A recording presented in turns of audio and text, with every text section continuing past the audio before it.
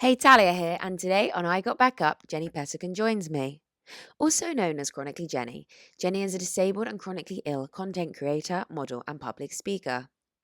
After being diagnosed with Ehlers-Danlos Syndrome (EDS), Postural Orthostatic Tachycardia Syndrome (POTS), and a CSF leak in 2016, Jenny felt so alone in her new disabled body.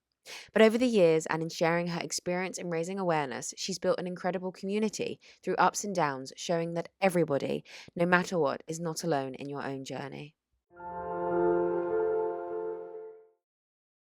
So Jenny, when you hear the phrase "I got back up," what does it make you think and feel? It's a tough one because I think the process of disability for me is so not linear. Um, I think my kind of journey of accepting myself and the journey of dealing with different aspects of my health and of life has been so up and down. Um, but the consistent thing is that I do get back up every time. It takes a while. It takes a lot of support. It takes, you know, determination and resilience. But I think in the disability community, we're very used to having those knockbacks and then getting back up afterwards. What I really liked about what you just said is that it doesn't matter on the time, because I Yeah. think that's what's actually really a really important message, almost to start with, is that it's not always going to take a minute or an hour or a day. It can take a lot longer, but I guess in a way, if you know you've been able to in the past, however long that time frame is, you know it's going to hopefully happen again. Yeah, and that's actually something I was talking about with my therapist just this week. Is I was scared of having a little blip and going backwards, and she kind of told me to remember that you've come this far and you've done it before. You've had those darker times and you've come out of them.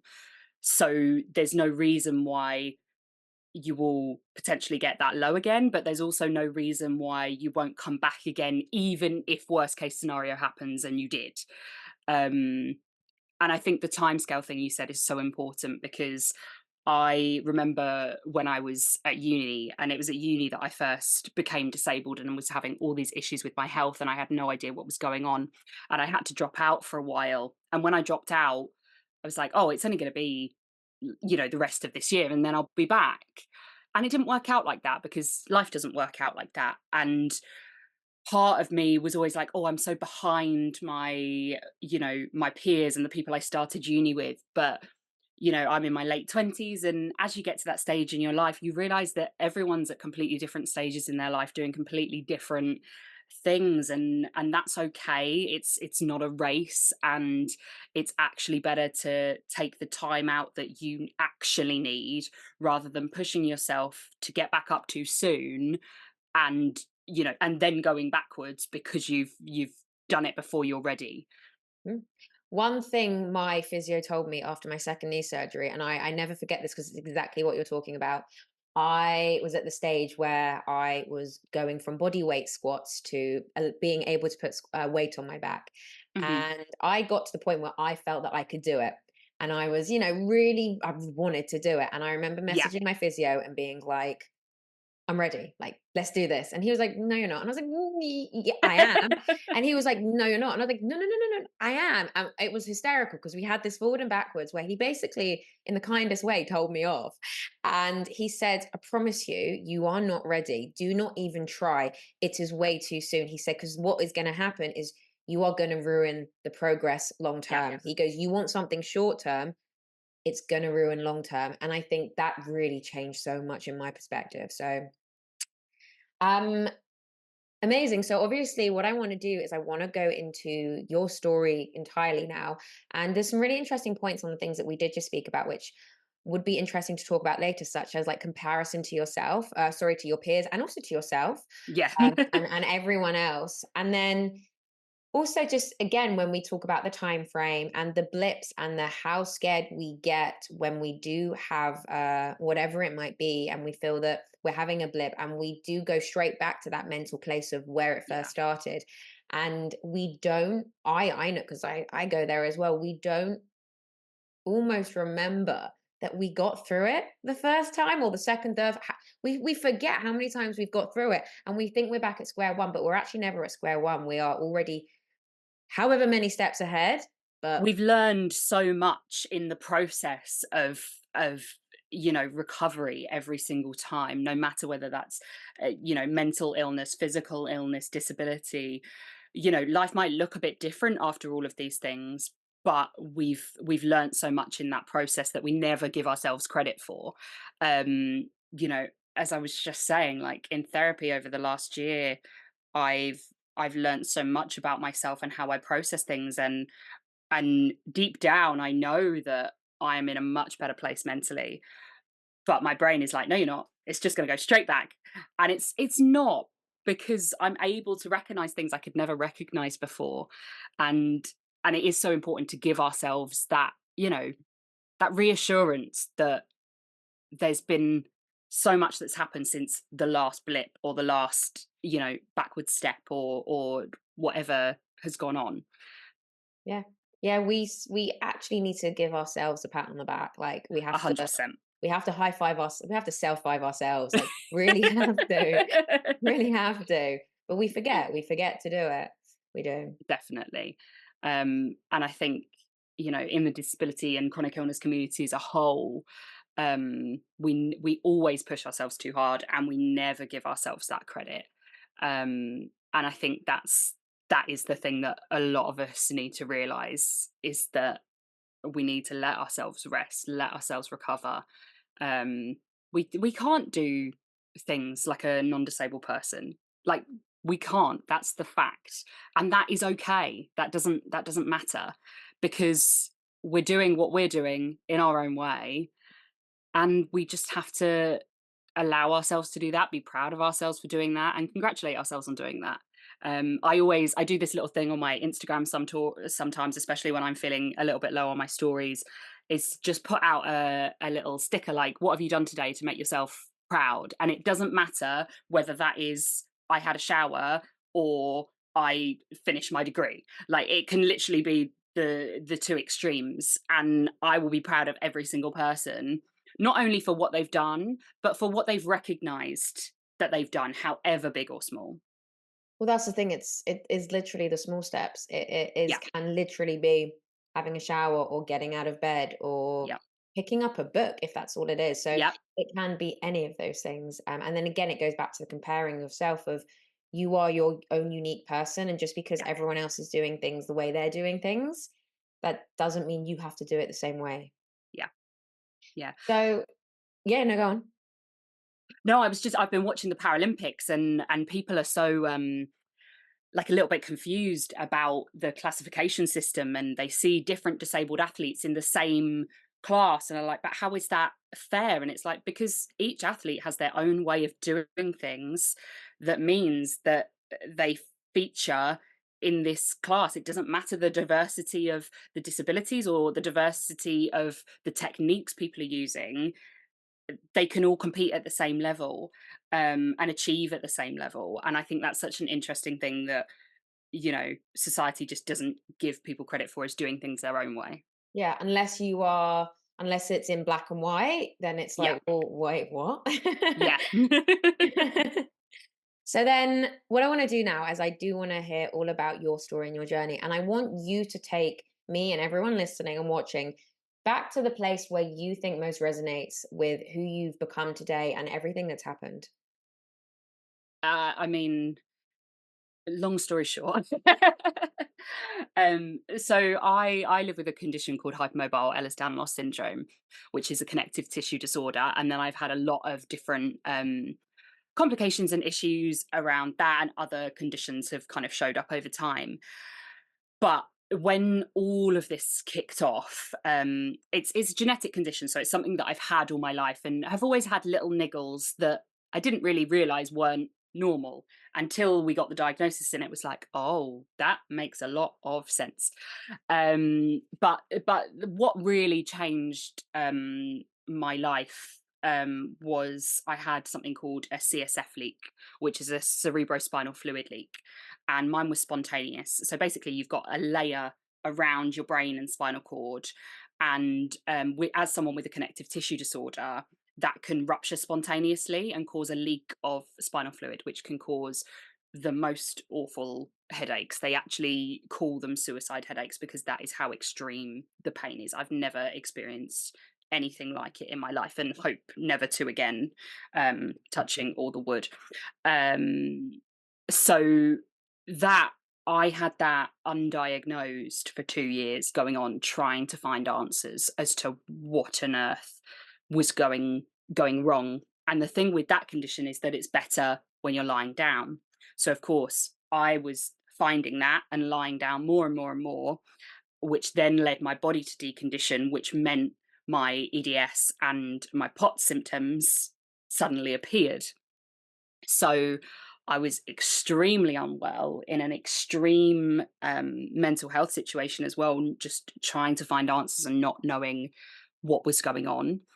To the point where I had to leave university early in my second year, um, and just go and find answers. I was very lucky to be in a position to be able to do that. And after seeing, I think I'd seen 5 or 6 neurologists already by this point, and finally just found one when I came home. Um, saw that guy, and he says, I don't know what's wrong, but I know there's something wrong, and I know a guy who will. And basically, the guy who did know diagnosed me with EDS, POTS, and the CSF leak pretty much on the spot. So then I had 3 surgeries the next year to fix my CSF leak. And touch wood, that was 2017, and I've been leak free ever since. So I'm hoping that that stays that way. But it brought a whole lot of challenges because I deconditioned so far. And of course, I was wanting to get back to uni. I couldn't go back to uni that first year because of waiting on surgeries. And then I was wanting to get back into doing things by the next September. And quite soon after I'd had my CSF leak first surgery, that's when Chronically Jenni was born. And I started writing about it. A friend of mine at uni said, "Oh, you'd be really good as a vlogger." And I'd never really thought about it. And at the time, I was told that these illnesses were so rare. So it was a very cathartic way for me to share my experiences. And then suddenly, as I started sharing my experiences online, I found this incredible community um, of amazing disabled and chronically ill people. And I kind of set about, I like to say, like giving people the handbook that I never had when I was first diagnosed, of how to live with a disability and or a chronic illness. Um, so that's what I do. I share hacks, I share tips about mobility aids, about different things you can do to help, and I also share a lot of educational things to help educate the wider non-disabled public as to, you know, as to disability. And I do that in social media, and I do that in public speaking. Um, but yeah, as you say, like, it's not always one journey. I went back to uni. It was really, really difficult. I finished, I got my degree, and then the pandemic happened. And then everything had kind of settled post pandemic a little bit. And then I went into an awful mental health crisis last year, and spent most of last year completely um, not shut away from the world, but trying to like fight the fact that I was struggling mentally. And it wasn't until I accepted it and started looking for help. I've struggled with my mental health for, much longer than my physical health, and yet that hasn't been the focus. So I took last year out to really try and get the support I needed for my physical disability as well as for my mental illnesses. And yeah, with the support, have slowly started getting back to work this year. I'm very lucky to have a great team behind me that I got via Access to Work, and my support workers have been invaluable in allowing me to do this job, this strange job that I really love, in supporting other people and educating people around disability. Yeah, because EDS is something that you, I mean, you said that maybe a few years ago it wasn't as known, and No. obviously it is becoming a lot more known these days. And that's what's really interesting because obviously it's a genetic tissue disorder. So if you've got it, you've got it. Yeah. And it's one of those that is, it's being spoken about a lot more. So to be able to find people that are not just living with it, but are open to talking about it, and to help you understand your way through it, because I'm sure obviously as well it affects everyone so differently. Yeah. So It does. to understand that as well is incredibly insightful. Yeah, it's such a funny thing with EDS because, as you say, it's gained more attention and more awareness over the past 8 years since I've been diagnosed. But I'd never heard about it before. We can see it in my family now. We can see where it's come from. But it's still very hit and miss on the recognition and awareness, and obviously I've done a heck of a lot of work over the years trying to get awareness out there, but especially within the medical profession, it's still so difficult, and it's kind of become one of those, like, popular illnesses at the minute, and it's not because it's popular, it's because awareness is being raised, and it's much more common than people once thought it was. um, and you've got all these people with symptomatic hypermobility and all these other bits and pieces of symptoms that suddenly make sense, and people are finding those answers and that support online, and the medical community is kind of like, I don't know what to do with these patients. um One of the things that still is so difficult is that there is no holistic healthcare for people with connective tissue disorders. And connective tissue disorders, you kind of, it makes up every single thing in your body, so it affects every single area of your body. And but that there isn't a specialist in that. You have to, I'm under rheumatology, under neurology, under gastroenterology, I've been under dermatology, there's gynecological things. You have to be under minimum 5 or 6 different doctors who all blame each other and say, it's your responsibility, it's your responsibility, and nothing gets achieved. So it's a really tricky thing, and I'm so pleased that awareness is rising for it, but it's definitely something that needs to be more recognized in the medical profession, so that people can get the right support and the support that they deserve. Because that's one of the questions I get asked so much is what are the pathways? How do you get support? What is the management? And as you say, it's different for everyone as well, and that's the tricky thing. Because in a way then it would, it would have been easier to diagnose what was going on, kind of, with regards to the spinal fluid and your brain as well, so much easier and quicker on, rather than 5 6 doctors later. This was the thing, because although a CSF leak is still quite rare it's rare generally, and it's still rare within the connective tissue kind of world, but having a connective tissue disorder makes it 100 times more common than a spontaneous CSF leak in the general population. That's something I now know, but I still go to doctors, and they ask my history, and I talk about the CSF leak, and they don't know how a spontaneous CSF leak can happen. Like, that's just not a thing that they recognize. Um, so yeah, I was very lucky that it was recognized, but there are so many people that aren't that lucky.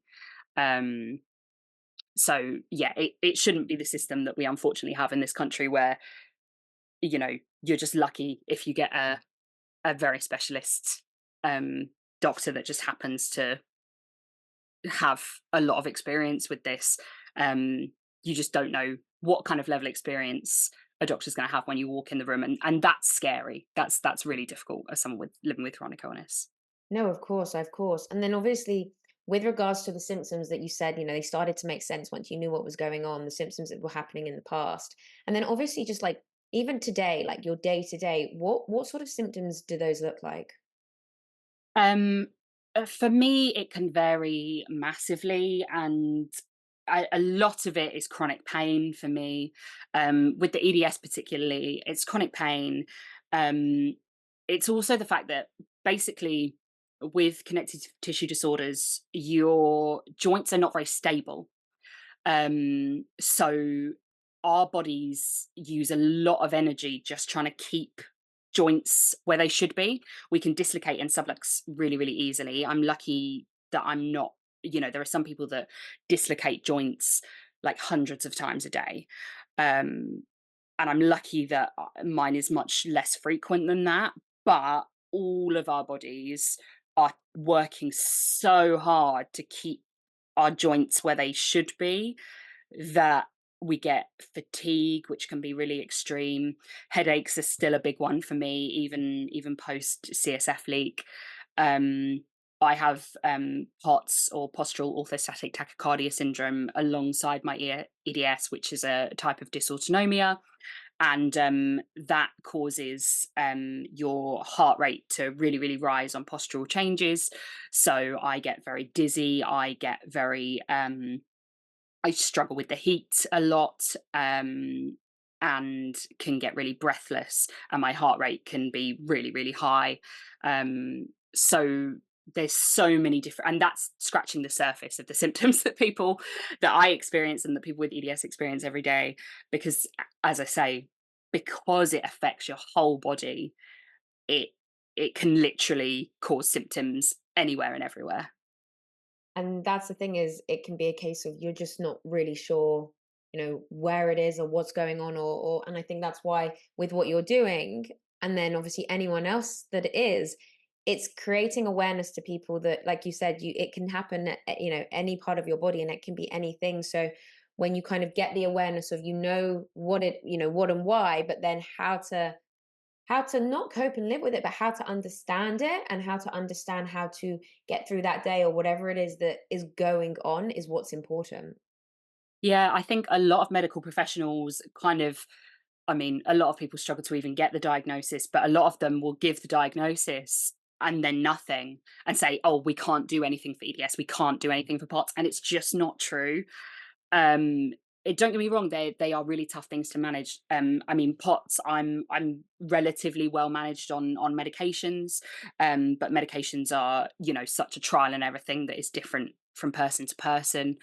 Um, but EDS, I've done a lot of different management things over the years, and there's not a like program that I think anyone could give anyone to say this is how you manage living with EDS, or another kind of connective tissue disorder. But I think understanding your conditions, and understanding and accepting disability, um, is such a accept. It means that you can accept your limits.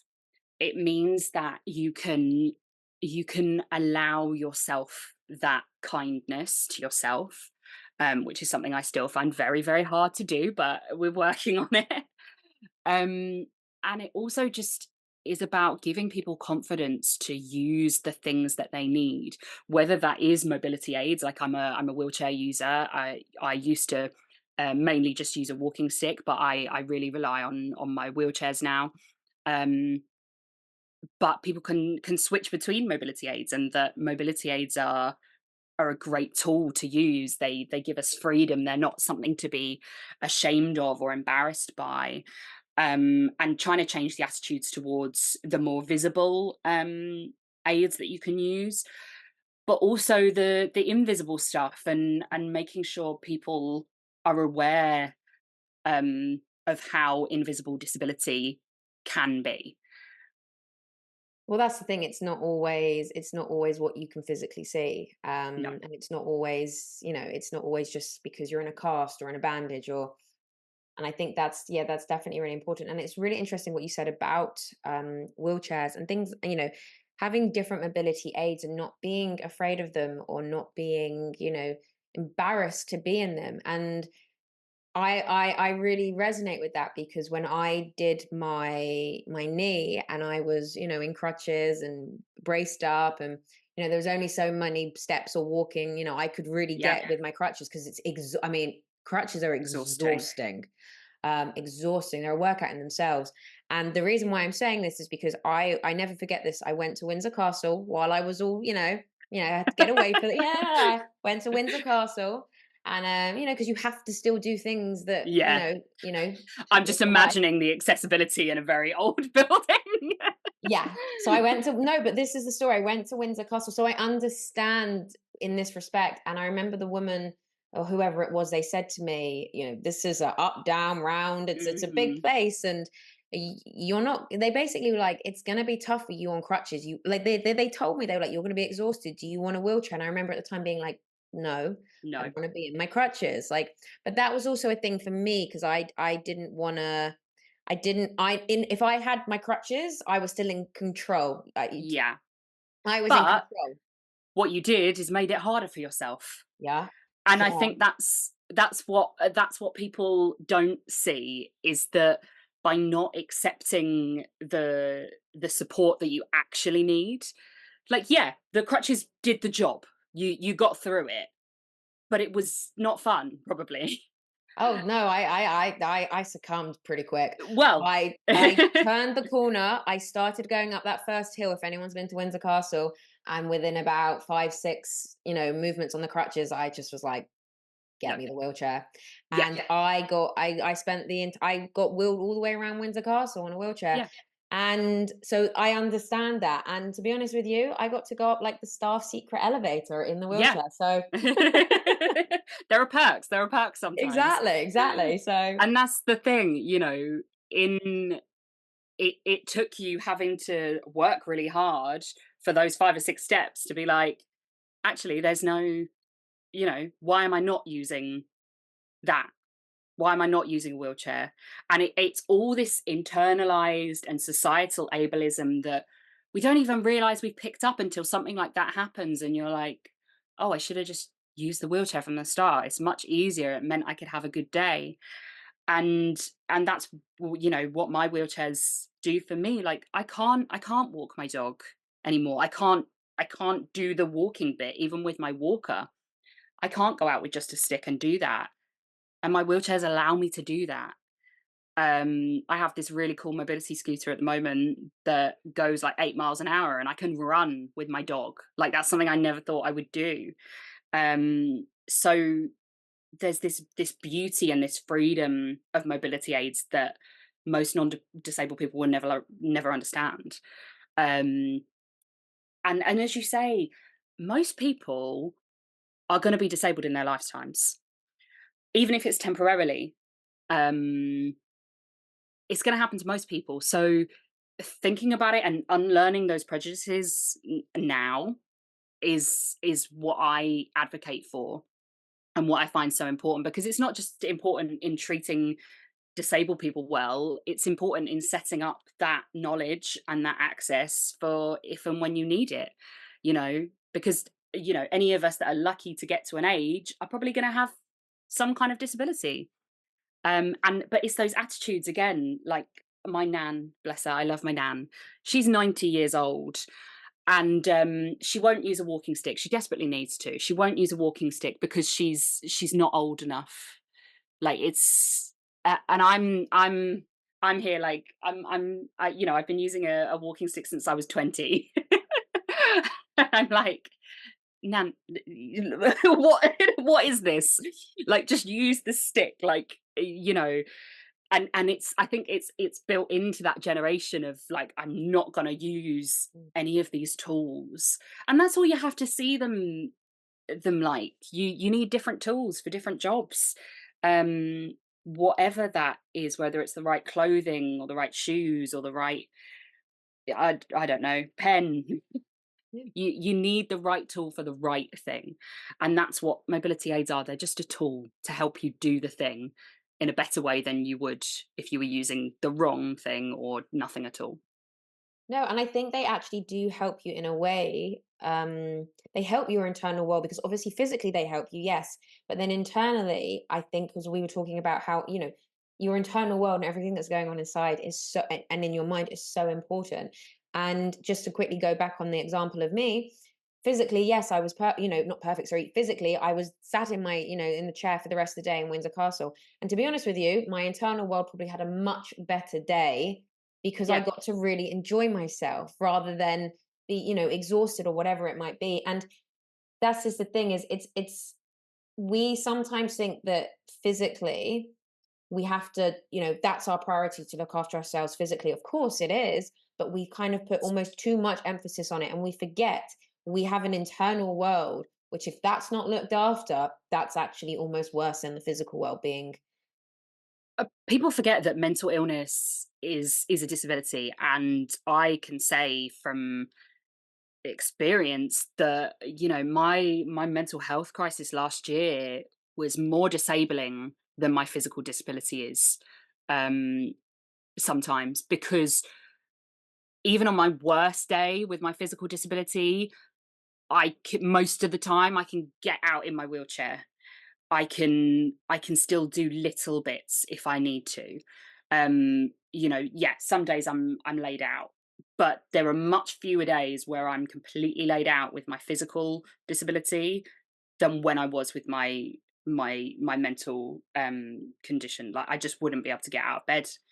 Um and it's also such a tough thing with having a physical disability or illness and mental illness, because they feed into each other. It's stressful, but I think that is the thing. I'd got to the point where I was giving myself credit for my physical disability and the limitations that that gives me, but not giving the same to my mental illness. And I still am learning with that.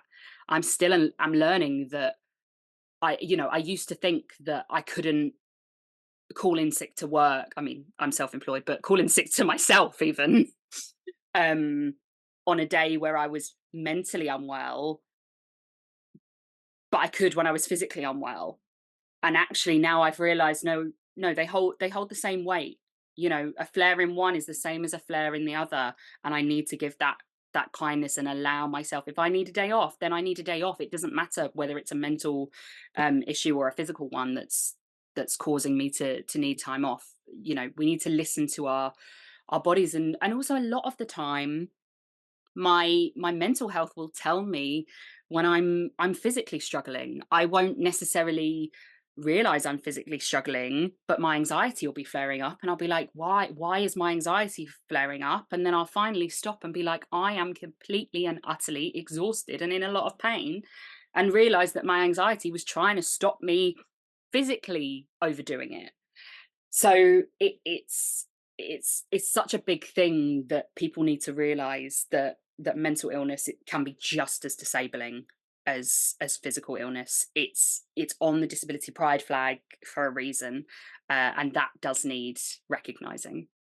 100%. And it is sometimes you burn out or however it is Hmm. because you didn't listen to your mental world being like, Yeah. please stop, please Stop. slow down. Yeah, because you think physically I can keep going or I can send that 4 more emails. Literally it can be anything. Yeah. It can be anything that you are doing that in the whatever you are suffering with, if that starts to flare up and you don't listen to it, you're like, why is this peaking right now? Like I've Yeah. only got like 3 more emails to send, but the mind's going, don't send it. Shut the laptop, send it tomorrow. But you don't always. And that's the thing. Sometimes then that's the point. You might get into the second email and that's it. Then you're done. Like you are then done. Yeah. And it's learning how to find, I mean, because I'm sure every human being does it. We do push Yeah. ourselves sometimes, but then we also sometimes sit back and go, actually, you know what?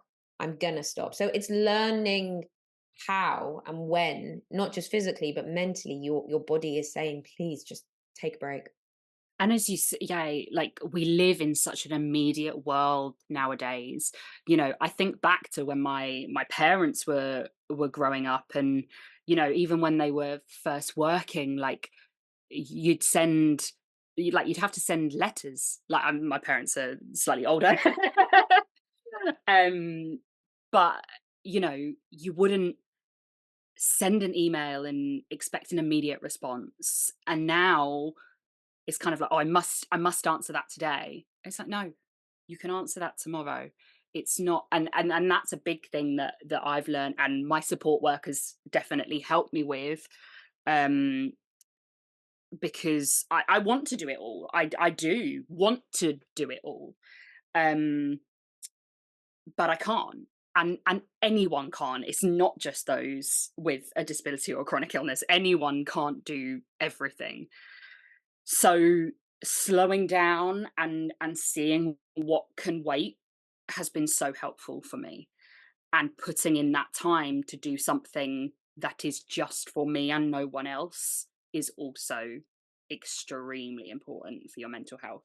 Again, as anyone, and as someone with a chronic illness, it's important to remember that recovery and rest are not quite the same.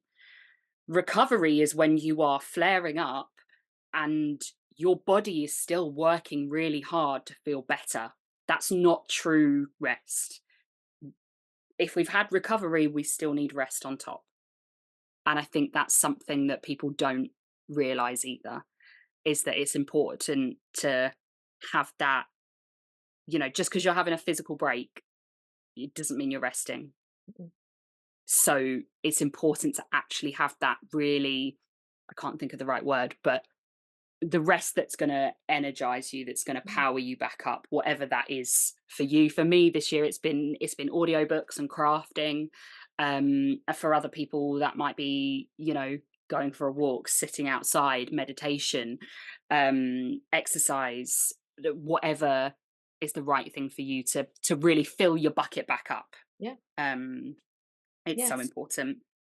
That helps you step away from the task that's consuming you, even if it's Yeah, consuming you in a good way. You then you step away, and it's just you as a whole being doing what you want to do for you. yeah, yeah, And then, so I want to also talk a little bit more about mental health. And then, obviously, you said that, again, it's any age, all people can suffer with it in all different capacities. And you said that it was something that was already kind of going on before, kind of yeah. before everything in the physical world started to happen. So I want to ask then how that kind of not manifested, but in a way, how obviously when you started getting diagnosis and things were starting to happen in your physical world, how that then affected you mentally.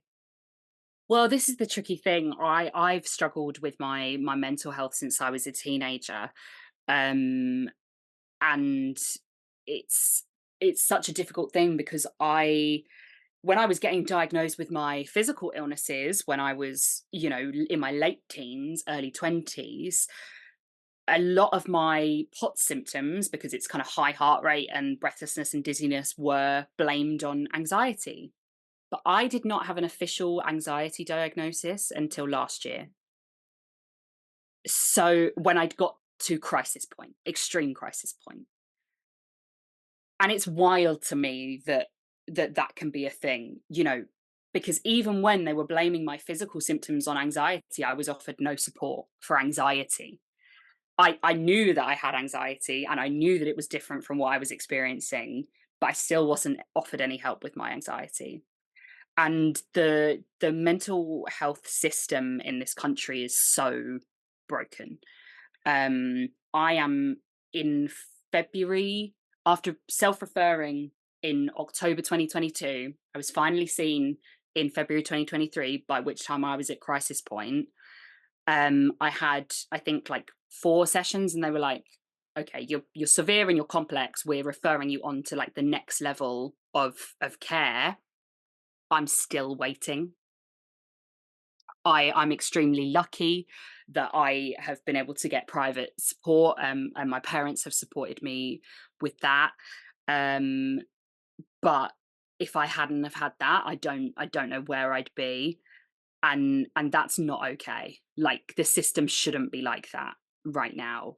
And the system is, because the system is overwhelmed with people who need help, because we're not taught the basics of looking after our mental health.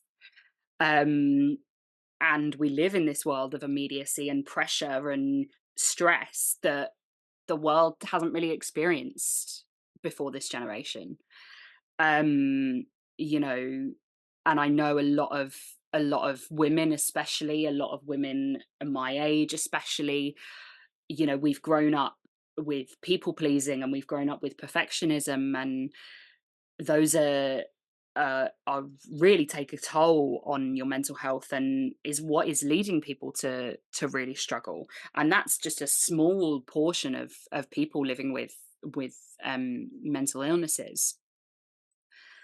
So it's such a tough thing, because I tell everyone to get support, to ask for help.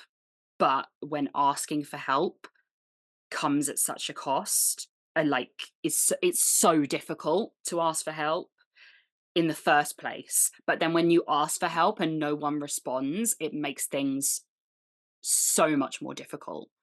Um, and that's why it took so long for me to even start recovering from that, because we just kept waiting and waiting and hoping that we would get support. And it wasn't until last summer, I'd been struggling for a year by that point and had an awful, awful 6 months, that we were like, this, we're not getting the help. We need to do something. And that's when my family was able to step in, and support me, and get me the support I've needed to go back to work and do things. But I think you also have to remember that you're always worthy of that support. You're worthy of keeping fighting for it. Because I found that with my physical disability as well.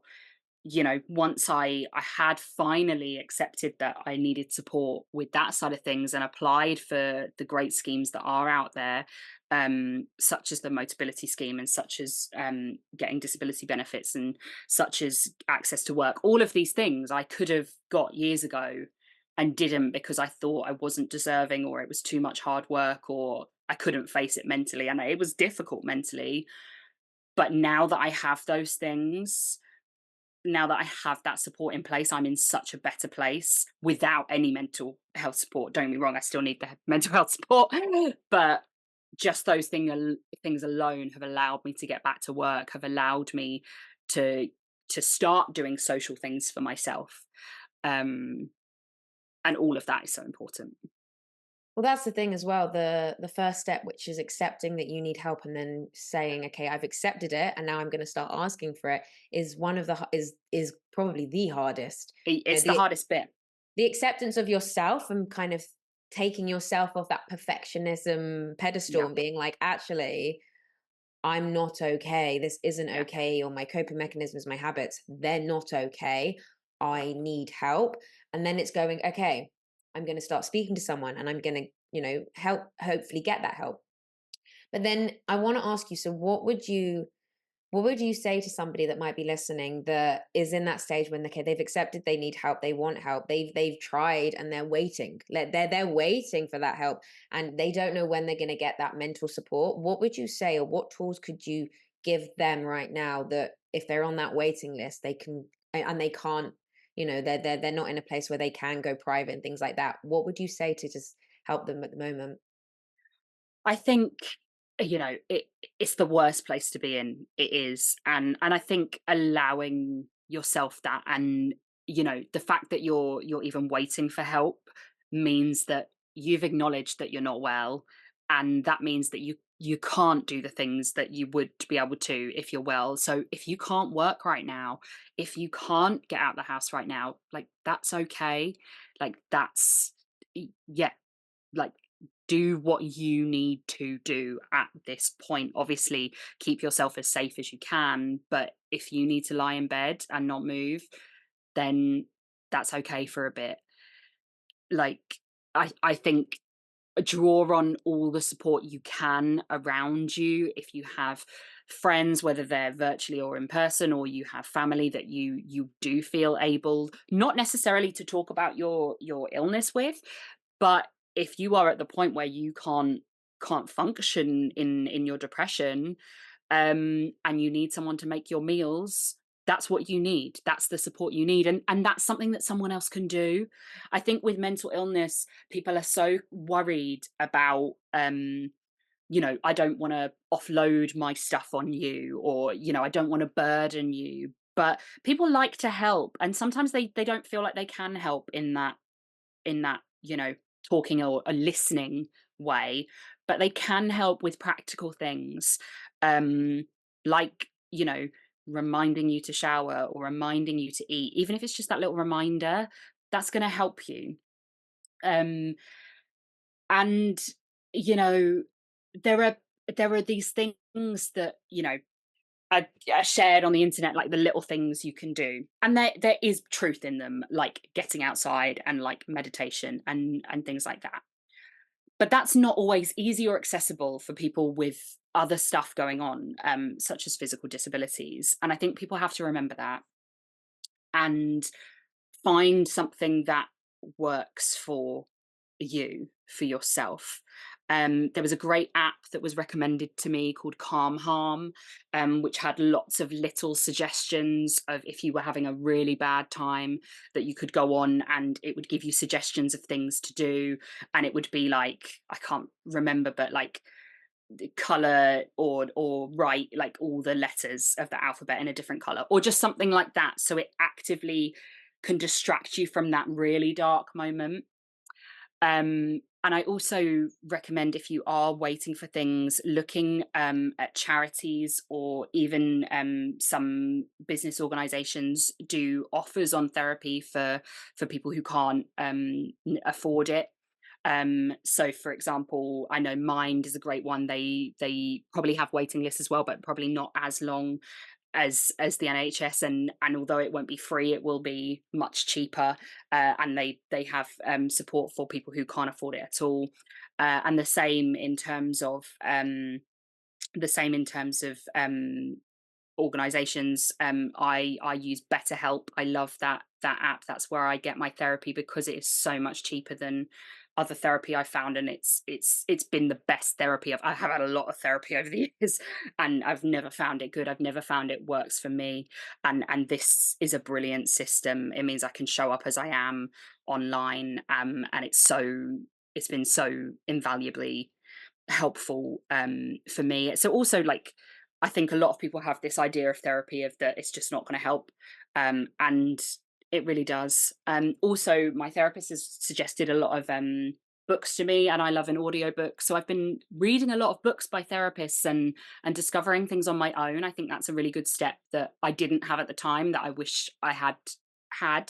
It's a lot better than the kind of basic sheets that you get given from NHS appointments that aren't as helpful. It's from true therapy experiences that help you relate. Um, so so that's a great place to look for support as well. But yeah, just remembering that you deserve the support, and knowing it's okay to not be okay. I know that's really cliched, but it's true. Don't put too much pressure on yourself. I love a cliche, don't worry about it. Love it. I think a point you made also about therapy, and if you are in therapy and it's not working, don't give up. But also, if you Yeah, want to change therapists, that's yeah, also okay. Just because it didn't work with someone doesn't mean it's yes. not going to work with the next person. And you might need to go through a few different people to find the right one. But it's like any relationship in life, Yeah. it's a relationship you're having, and it's an understanding of how this person's going to work with you or not. And I think as well, at the start with my therapist, there were points where I was like, I'm not sure. And actually, I think both of us were like, I'm not sure this is working. And being able to have that frank conversation and be like, this is where I am, and this is what I think you're doing, and vice versa, actually was so good for our relationship because we were on the same page then. So actually being brave enough to just say, I'm not sure this is working, and I might not be sure why. Can we see where we're at? Is such an important thing that I never knew that you could do before. And I think that's such a good conversation to have with your therapist, to just make sure you're on the same page and have regular check-ins. And after we had that check-in, it was like, oh, and then we've been off since there, and we've understood where each other's coming from, and it's made such a difference to our relationship. And that's been the longest therapy relationship I've had because of that. um, and that understanding.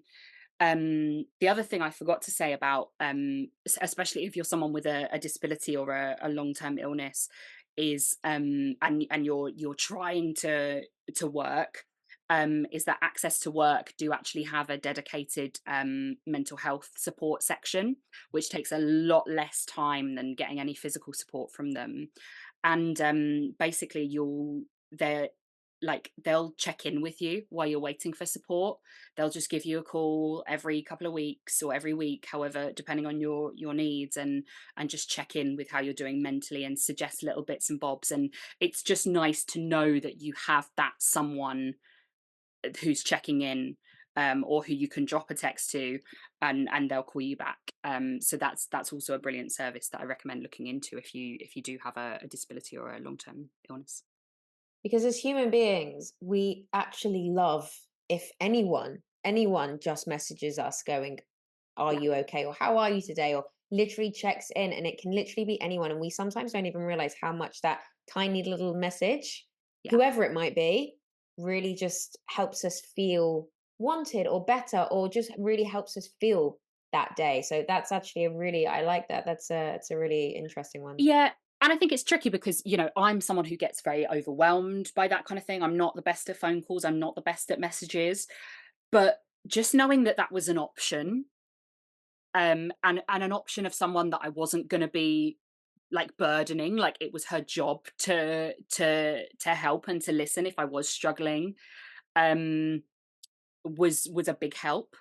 Um, so yeah, I think you're completely right. Like, however you handle those kind of check-ins, like, just knowing that there is someone there, and it's very easy, like, I know I've said with friends all the time, like, I'm always here, and vice versa, but we never take our friends up on that so much.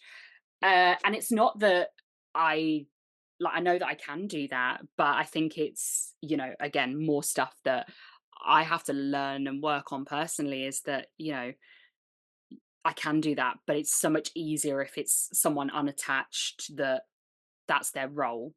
Um, and again, and I had to call a few like charity helplines, and in the past when I've had to do that, I've found that a little bit patronizing, but actually in those dark moments, just having someone to listen was helpful. So it's using these tools as you need them, Yeah. as it's going to support you. It might not be the right case for every single time you feel rough. Um, the same with physical disability. Every time you have a flare might be slightly different. You're not necessarily going to use the same tools to help, but having a toolkit, for your mental health, for your physical health, for whatever it is really important, of things you can just grab and know that's going to help. And then actually with regards to the toolkit then, and back to the physical side of things, like we were saying with EDS, you sometimes you have absolutely no idea, when you wake up in the morning, what might happen. Do you have a specific tool case set with to help you get through just in case almost you're equipped for a flare up? Yeah, so I have what I call a little flare up bag that goes in every handbag, because I like to change my handbag too much. So I have a little like pouch. Mine's a bit bigger than a pencil case, but you can use like a pencil case sized little bag. And in there I have emergency medication. I have a little ice pack that you can activate on the go. I have these ginger sweets that really help me with my nausea. I have salt tablets, which helps with my POTS. So just all little things, and I even have like little sensory things or little things that just might help me in the moment, like a lip balm and a hairband, like just all the things that I might need are just in one bag. So I'm not going to forget it. It's all there. Very occasionally I have to restock certain things. Um, but it just means that everything that you absolutely need or might need, painkillers, a bottle of water. I always keep a small bottle of water in there. Um, it just means that you have that on hand wherever you're going. And you can put whatever you need in your toolkit. I have, bigger toolkits at home with all my braces and supports and, you know, storage for my mobility aids and different things like that. So it's about building your own toolkit, and I've been meaning to do a video on this for a long time. I do have a video of exactly what's in my flare up bag, but having different, you know, a box for at home, a bag to take out for different scenarios, having a little flare up kit or having a flare up plan and knowing what's in that is also really, really helpful as well. Yeah, that's actually a really interesting way. I like that. I do. So then before we do wrap up, I want to ask you then, so what advice would you give to somebody that is when they're, let's say when they're in that phase where it's in a flare up, and you know they get to that mindset again of, oh, it could be one of, you know, the first few flare-ups where they've already got through some really tough things, but they're not at that stage where they're kind of they know how to Yeah. start to mentally get through it or kind of accept it a lot quicker, because sometimes we'll still feel rubbish for, it can be a day or longer, but then we can come out of it quicker. What would you say to someone that's in that those early stages, and or not even early stages, they just don't think it's going to get better this time? I think, you know, I think we all have to remember that sometimes we're going to have days like that. You know, I'm 8 years into this journey. You know, I've been through some wild things that, you know, are kind of blocked from my memory through trauma probably. um but I will still have bad days. I'll still have days where I'm just like, you know, being chronically ill, being in chronic pain, being this exhausted all the time, it sucks. Like it does. And I think it's important for everyone to allow themselves to have those feelings sometimes, because they're going to come up no matter where you are in your journey with acceptance of things. And you know, mine have got fewer and further between as I've done the things that help me. So I think for those at the start of your journey, like it can be such a trial and error process of learning what actually helps you. Um, so you know, I think listening to medical professionals and other people with similar conditions, with similar experiences, can be so helpful. I think, you know, listening to other people who are not, you know, there's never going to be the other side. Like it's always, it's not linear. No journey is linear. um but people who have been going through it for a lot longer, listening to those voices and realizing that, you know, they've had tough times, they've had better times, they've had tough times again, they've come back again, um is really important to remind yourself of that. But as I say, learning what works for you, and then, as I say, putting together a little flare up plan, a little flare up bag, and knowing what support is out there and getting it. It's really hard work, but it is worth it. I have like longer guides on my YouTube channel, which explains some of the programs and support schemes that are out there. I've done one recently about mobility aids and how you can fund those, because they're expensive pieces of kit. So that's a helpful guide, and I plan to do more things like that, because as I say, you don't get a handbook when you get diagnosed with a chronic illness, or when you start to identify as disabled. You don't get a handbook for that, and everyone experience is going to be different. But knowing that there are some key points and key things that you can apply for, or that you can manage, that you can do to manage, is really, really helpful. Yeah, and I think with all of that, it's then a case of being kind to yourself. Like you were saying, like you Yes. don't get a handbook, so you don't know the rules. You don't know how it's gonna work, whether And your it's body changes the rules all the time just for funsies.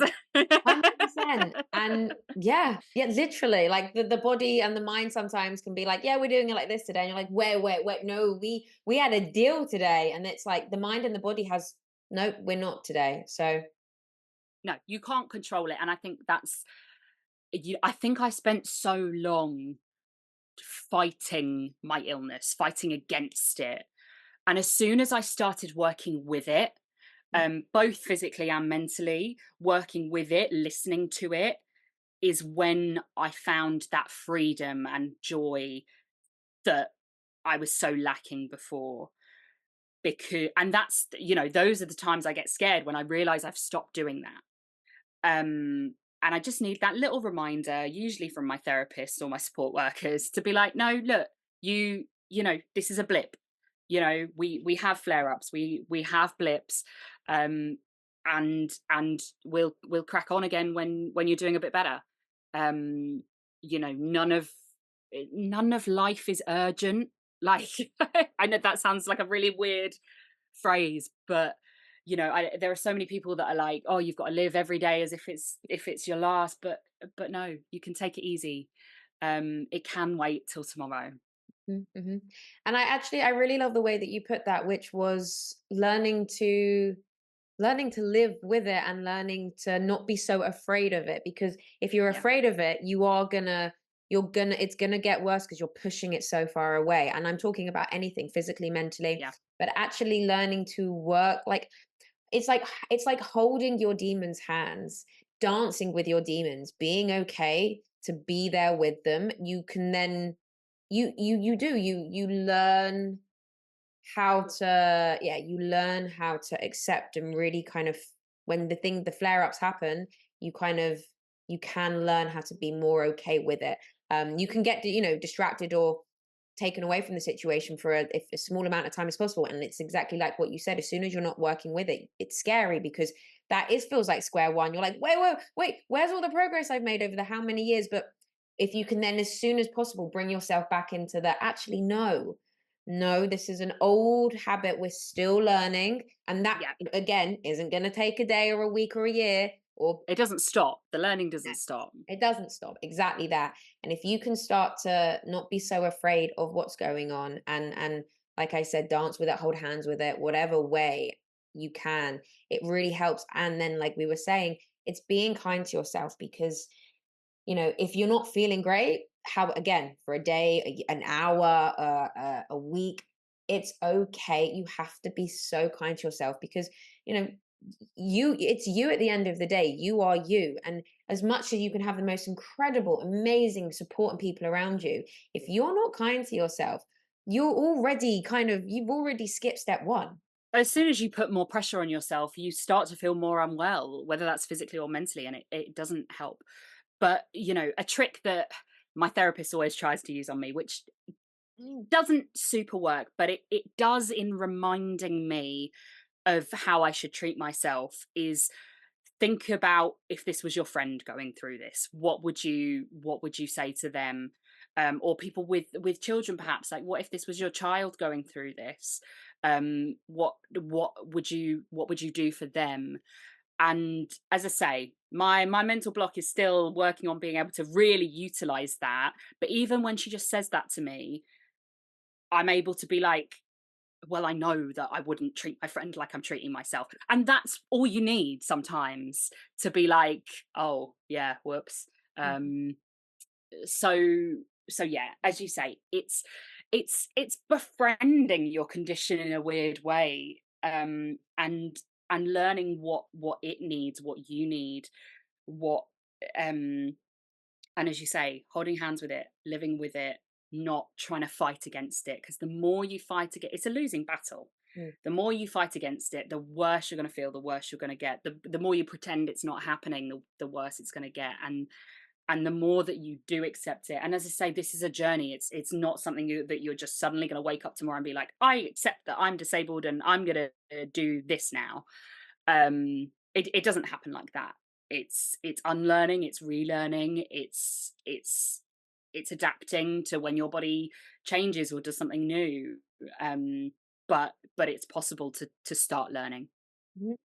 And it's exactly that, and it's a case of, it's not just one mountaintop in life. It's Yeah. it's going to be constant, and every time you can get past the finish line of a race that you're going through, you've got to one mountaintop, and then it's a constant case of, like we said, a constant case of learning. It's a journey throughout your whole life, and it's going to be not just 10 mountaintops. It's going to be probably triple, maybe four, however many figures, however many finish lines.